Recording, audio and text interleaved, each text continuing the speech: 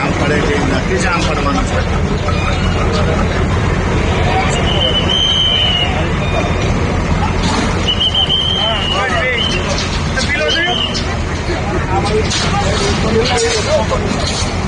ઉપરથી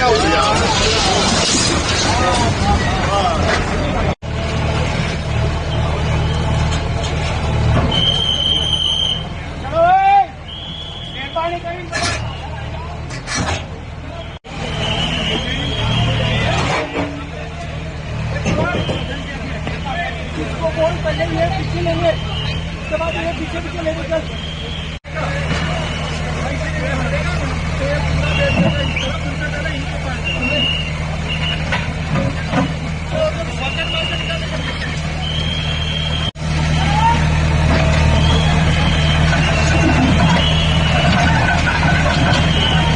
अंदर ही